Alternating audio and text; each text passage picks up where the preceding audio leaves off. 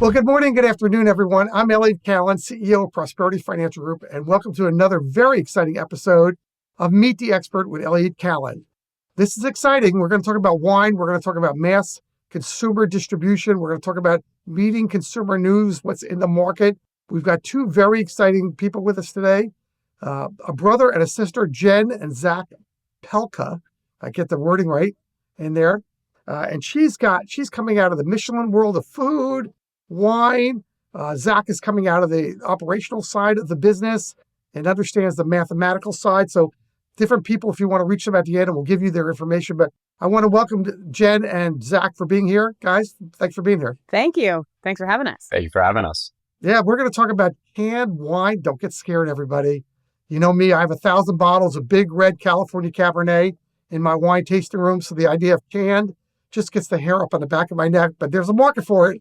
And when there's a market for it, there's money to be made. If there's money to be made, I'm listening, because that's what people are interested in. And we're going to talk about that. So they are with a company called Une, am I saying that right? Une, Femme Wines. That's am right. I pronouncing that properly? Yep. Une Femme Wines? Une Femme Wines. One femme wine, one woman's wine, I think it's what it means. Yep. Right. And we're going to talk about that and different. I'm going to ask them questions. We're going to talk about it. They deal with hedge fund people. They deal with investors. They deal with lots of things that cross over. We deal with consumers and business owners. So if you're a business owner and you want to talk about how these people crossed over to the hedge fund world, they can help you with that. If you want to talk about the consumer world and how Jen has made the transition from food to wine to seeing what the market is in wine, those are great things too. So let me give you a little background, everybody. First of all, if you want to reach us, we're at Elliot, ELLIOT, at prosperityfinancialgroup.com. 925-314-8503, or this and about 125 plus episodes. Top 2% of all financial podcasts in the world now are sitting on at www.prosperityfinancialgroup.com. So this is where Jen has come from here, along with Zach. And that is that they figured out there's a market for single-serve champagne. And if you've ever flown or ever been on train travel, which I do a lot of both, especially train travel in Europe and flown everywhere, they're all single serve. Every bottle of red wine I get is single serve. Every bottle of white wine. Champagne with a little cork on top, sometimes plastic, is single serve. And of course, canned wine obviously would be single serve, or box wine would be much bigger, since that could be for multiple people. That's their market. They started off in champagne, and now they're doing canned wine. Jen, why don't you tell us a little bit about the history of the company, the vision that puts you from beautiful Michelin food to canned wine. There's a heck of a travel experience there. Totally. I feel like you've gone from the Hollywood Hills in Santa Monica to Newark, New Jersey. Well, that's one way of thinking about it. You know, it is interesting. I think that for some people, especially those who have been in love with food and wine for a long time, the idea of a high quality wine in a can is kind of surprising, and some people can be a bit incredulous about it. But I will tell you, younger consumers are really interested in it, and they really love the optionality of being able to drink a single serving wine and have it be portable.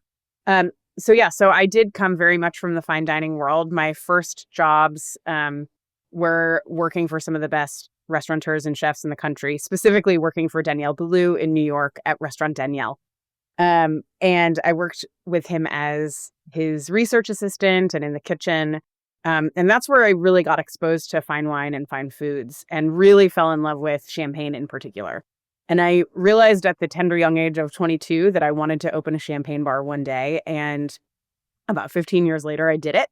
My first champagne bar location was in San Francisco. It was called The Riddler. And we served hundreds of champagnes by the bottle and dozens by the glass. And one of the things that was really cool about The Riddler was that all of our investors were women. So we had 33 investors in our San Francisco location, all women, many of whom were first-time restaurant investors. All were enthusiasts of champagne and certainly celebrating around the historic wines of Champagne. And that concept was so successful that we ended up opening a second location in New York in the West Village. And we there maintained our investor community of all women with 40 women in New York. And what we noticed was that, being served a big champagne list, we had a big, thick book. a lot of our consumers, a lot of our customers, our guests were confused about where to even start. And so we started doing menu features. And as soon as we started featuring wines made by women, those would outsell everything else on the menu. And guests would ask us, how can I find a wine made by a woman if I'm at a retail store or at another restaurant? And I was like, why is there not a brand for this? And so Une Femme was really born out of what our customers were asking us for at the Riddler. And we originally thought that it would just be an offering available to guests at the Riddler. But it turns out that there's a much larger consumer need and business opportunity. And so we've grown and grown and grown from there in the last 5 years. But that's really where it all began. Wow. So if you're a man right now on a treadmill, and you're thinking, man, I got to turn this channel fast because this is about women. It's not, because 50% of their consumers are just like you, the guy on the treadmill on doing that. And they now dominate Delta Airlines. So when you're on Delta, you're getting their product. Certainly not a woman-dominated airline there, but it's there. So I know a lot about wine. I've been around in the wine business now for quite a while, and I have my own wine tasting room on there. And we cringe at this, yet I understand the consumer need. Zach, you're the one that's got to get this wine out the door. You got to get the consumer like me to say, okay, Elliot, you're a tough cookie, but we're going to break you. Sure. How do you do that? So I think it's really shifting the paradigm of what you're comparing consuming the product to. And this has been a transformational, I would say, 5 years in the bev alc industry. The pioneering beachhead really has been seltzers. So if you think about, 4 or 5 years ago, White Claw, High Noon, RTDs have really led a huge amount of growth of capturing primarily younger consumers, but you're seeing even older generations moving into this new product category. Now, why has that been? Well, one, it's sustainability and transparency in terms of what you're actually consuming. You know specifically who's manufacturing it, what is in the product, where it comes from, the soil origin, and then specifically the health benefits behind it.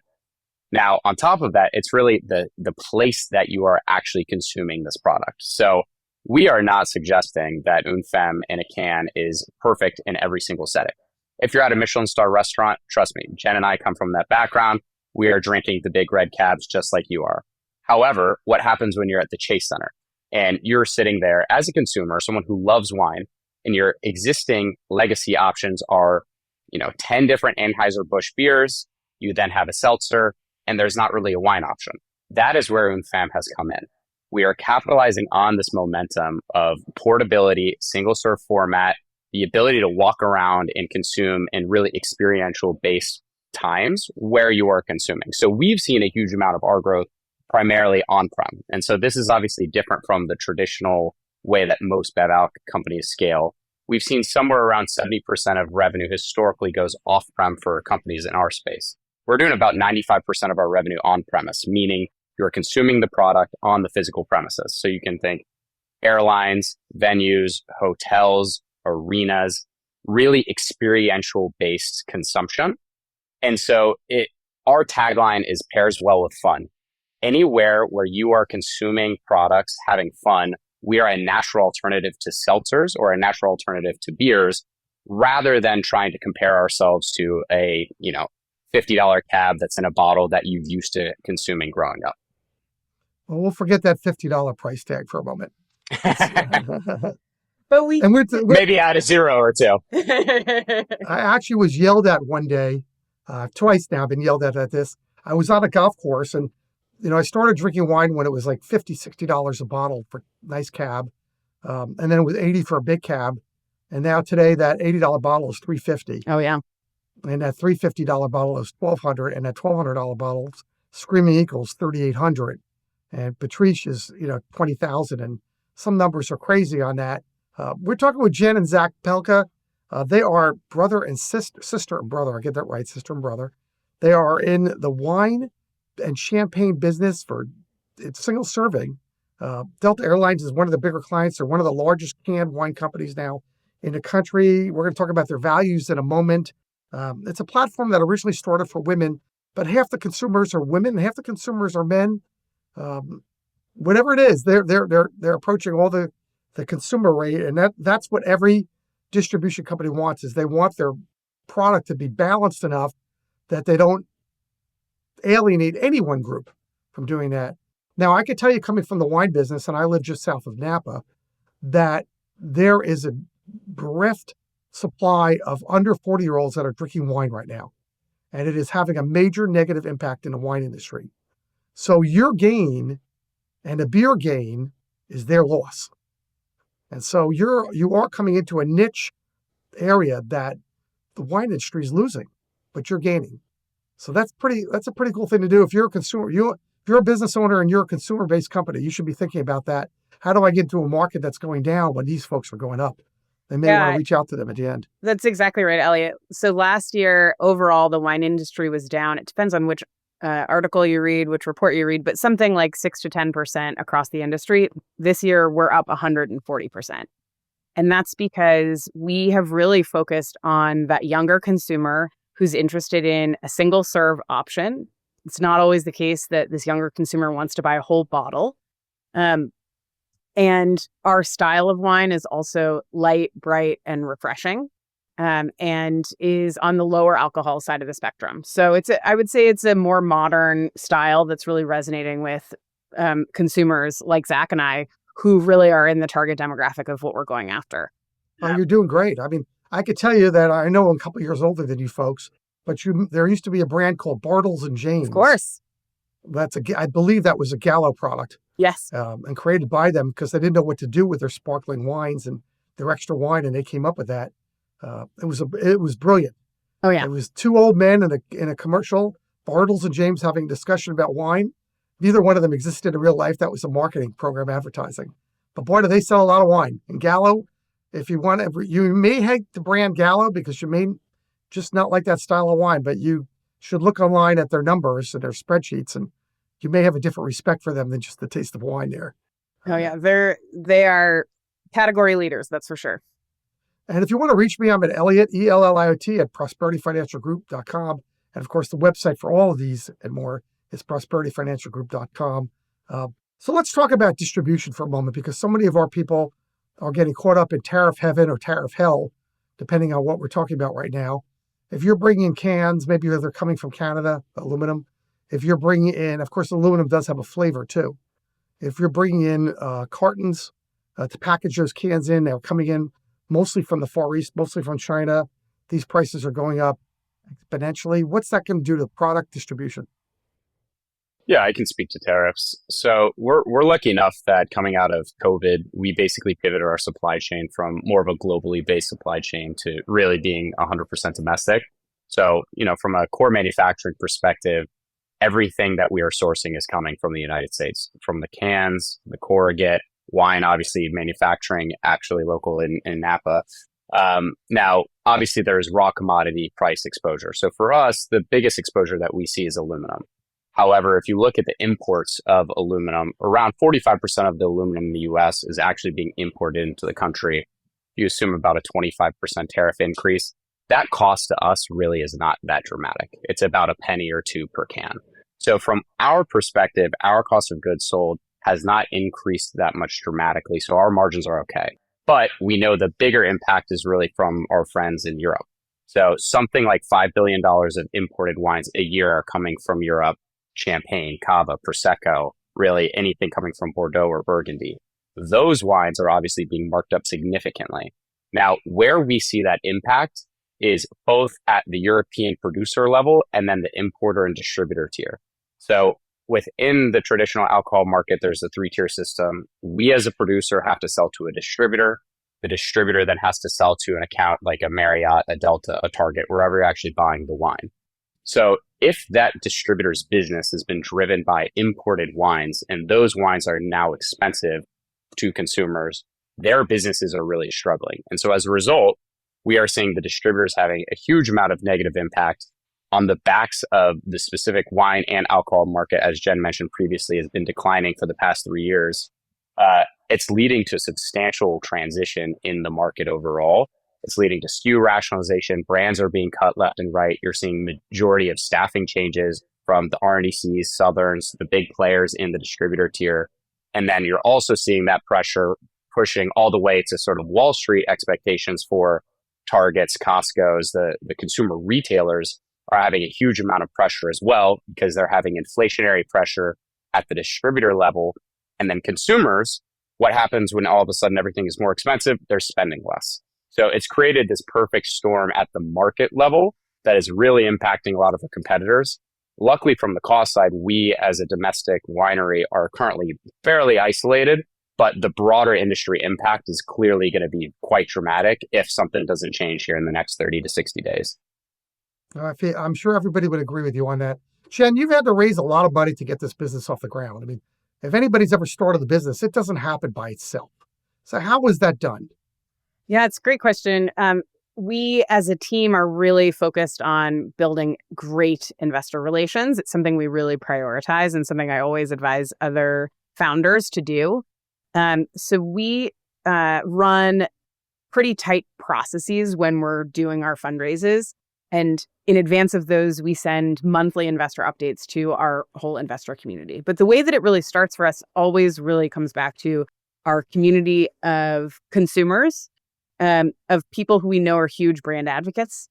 And we reach out to a lot of people within those groups who we know might be a good fit for us. But then, of course, we've done some institutional raises as well.